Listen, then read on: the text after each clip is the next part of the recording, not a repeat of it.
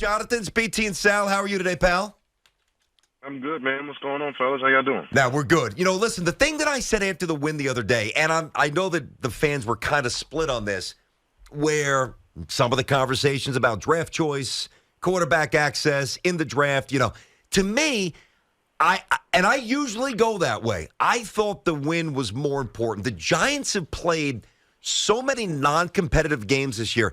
They needed to stabilize it, and I think that's a little bit of a bridge, maybe, to the future. If they would have gotten rolled again, who knows where this season goes. So for me, Sunday, the win was better than draft position. Your thoughts? Yeah, absolutely. I mean, it's huge for the organization. You keep losing games, man. It gets rocky for everyone involved. And the Giants, like you said, they got a little stabilization. Tommy DeVito. I mean, the kid started his first game against the Dallas Cowboys. It didn't go the way that actually went the way everybody would expect it. And the second game he started was against the Commanders. And even though the Giants, have a hold over the Commanders, kind of how the Cowboys and the Eagles have a hold over the Giants, it looked a little different with Tommy DeVito throwing the football. He looked good. He looked poised. He looked tough. He looked gritty. The guy got sacked 9 times, and not one time did I say that wasn't a good ball that he threw, or he should never threw that ball, and he didn't turn the ball over. And that's something I think to build off of. And is this the quarterback of the future? I think that's too early to even think about right now. But you got to be at least high on what's happening, because we haven't seen good football for the New York Giants for 4 quarters, not once this season, fellas. So I'm just happy, and I'm on a high right now. Yeah. My boy Tommy DeVito represents. Yeah, you let him know. That's what I'm saying. It was fun to watch, Jonathan, for a change, where most of the weeks for the Giants this year have not been fun. It's been quite the opposite. But you had Barkley going nuts, the defense going nuts. We'll get into that in a little bit. But I do want to focus on DeVito. You played in the NFL, so you would know obviously more than us about this. Is it sustainable? We see a guy do something that Jones didn't do. We see a guy do something that Tyrod Taylor or even Zach Wilson across town wasn't able to do. So I don't care where he was drafted or undrafted, where he comes from, where he lives. He lives at home with his mother, what his background, nationality is. He threw 3 touchdowns in a game to win a football game. Is this something that could be sustainable for Tommy DeVito? That's a good question. It's up to Tommy DeVito and how he plays. I think the kid doesn't even know that he's supposed to be nervous. I don't think he knows that, these games are huge games, and it's a lot riding on these games for a lot of different people. I don't think he understands that. And I think that's to his benefit. Look, the guy looked like he was unfazed. Bro, he was sacked 9 times. I got to say it again, because that's a lot. The Giants gave up 11 sacks against Seattle. Daniel Jones was sacked 10 times in that game. He did not look good. Bring me another quarterback that gets sacked almost double-digit times and look good. So I don't want to look too far down the future. They have a huge game in front of them versus the Patriots this weekend.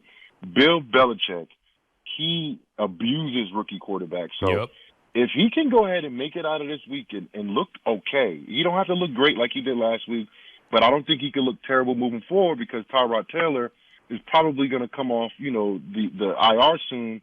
And if he does look terrible, the Giants can say, okay, cool. Thank you for your services for now. We're going to move ahead along with Tyrod. But if he plays well against the Patriots, I don't think you play Tyrod. I think you move forward with the high hand. And then look, if he's a guy that can actually win a couple games this year, number one, it's a bad thing for some of the fans that want one of these top quarterbacks, because the Giants are going to slide out of, contention for one of those spots.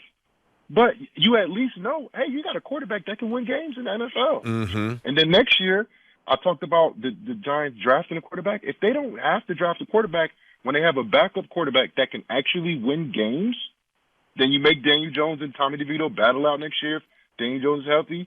If not, you maybe could bring in a quarterback. You don't have to invest in one of the top 5 because you're not going to be there, but you can still get one. And now you got 3 quarterbacks, one quarterback who has kind of proven himself in Daniel Jones. He got the contract, and his play has been very inconsistent his whole career.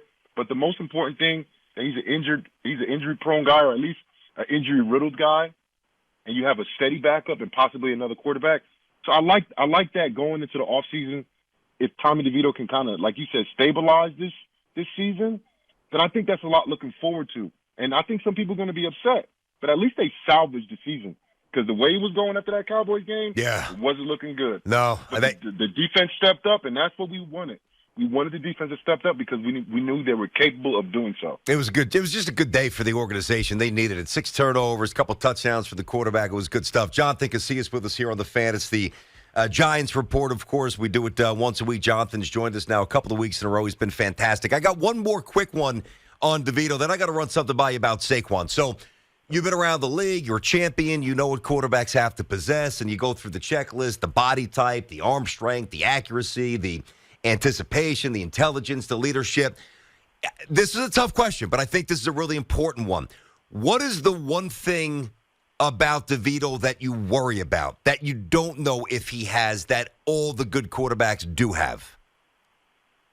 Well, I think when you look at Tommy DeVito and what you were saying, you were a lot of things you were talking about were the tangibles, his measurables. You know how big he is, his arm strength, and stuff like that. That's what I really fear for him because I think he possesses a lot of intangibles that make a guy special regardless of position. Yep. And that's that grit, that toughness. And he don't have to be a leader now, but if he plays well, you know, he would lead by example. He would lead by the way he's playing. And you got real good guys like Saquon, you mentioned earlier, Andrew Thomas, you know, guys that's been around the league for a little bit that are more of the veteran voice in the locker room. And if you got a quarterback that's playing well, his play would speak for itself, you know, and all the other guys can continue in their leadership roles. I mean, the Giants got like 28 captains. I don't even know why, you know, they're doing stuff like that.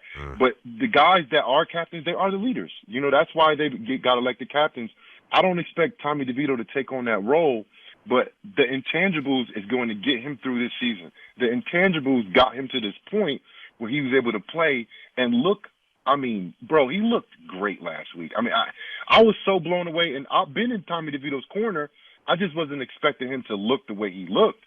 But moving forward, if the Giants can, I don't want to say ride on Tommy DeVito because it's not like that. The Giants have a very good running game, a very good running back, and if they can go ahead and get this offensive line healthy and have some continuity, guys, in order for you to have a great offensive line, I believe, you got to have great veteran leaders. That's something the Giants lacked until they brought in Pugh.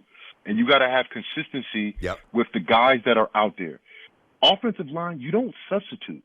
That's not a position where you substitute. You need those 5 guys to play very good football for an extended period of time.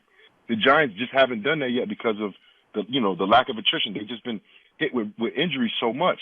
But if they can go ahead and stabilize and focus on becoming a physical team up front, playing good defense, and not asking Tommy DeVito to do so much, I think you can go ahead and be like, okay, the Giants started out bad, like Detroit did last year, and then they finished strong. Maybe not pushing for the playoffs, maybe not pushing for, you know, anything in terms of this season, but next year you're like, all right, this is a team that at least finished the season strong, and there was a lot of questions right in the middle of the season.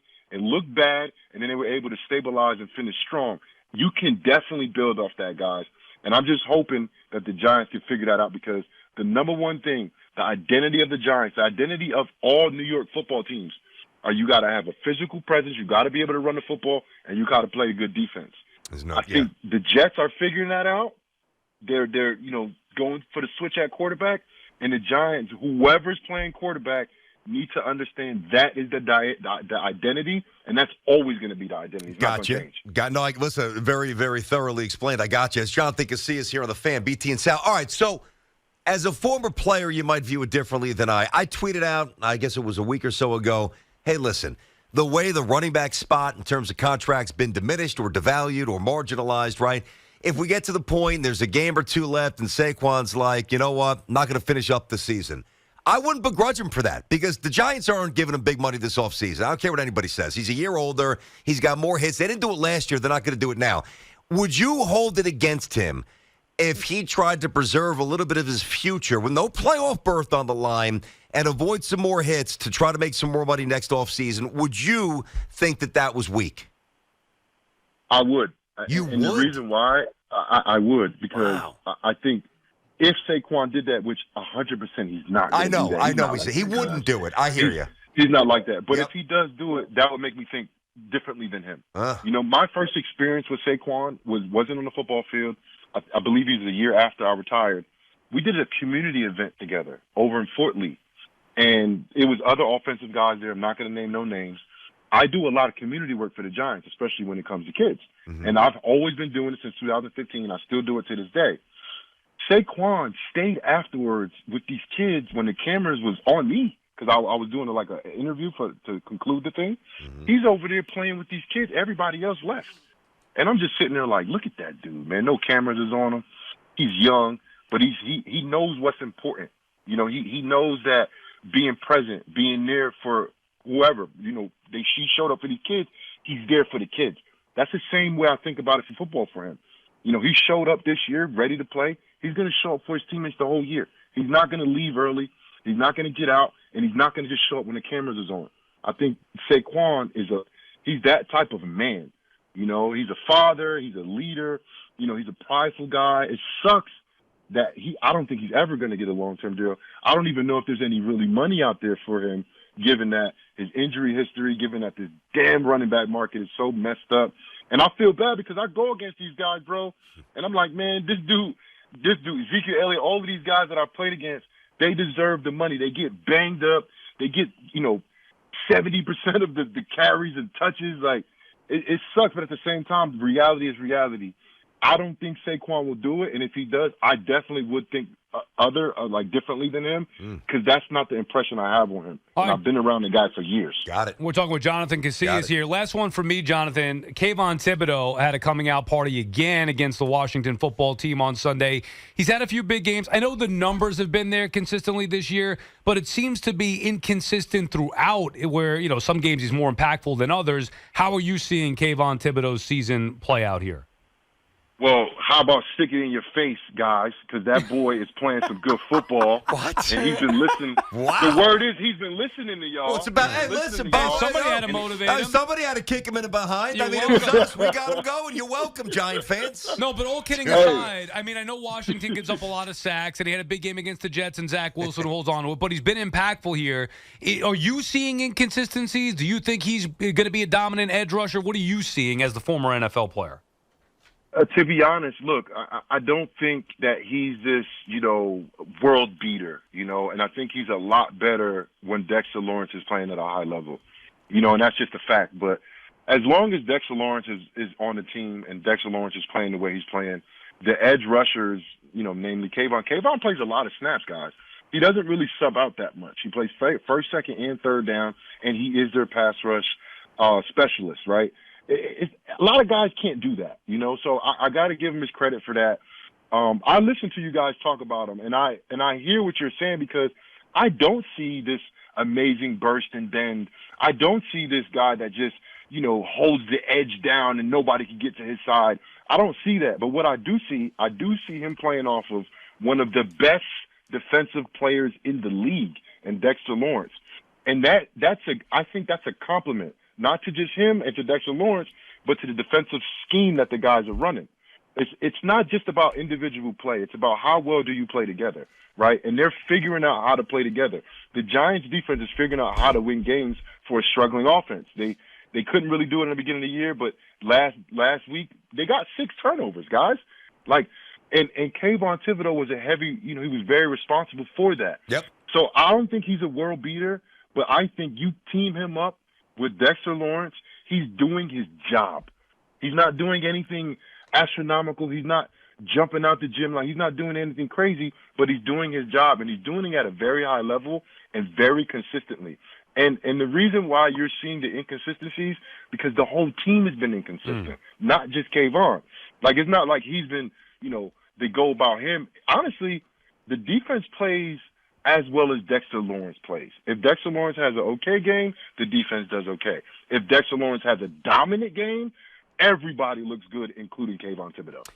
Dude, great conversation, man. We're a little late, but it was worth it. Have a happy Thanksgiving. Enjoy everything, man. Watch the football. Unplug for a little bit. We'll get you back up next week. We'll talk to you then.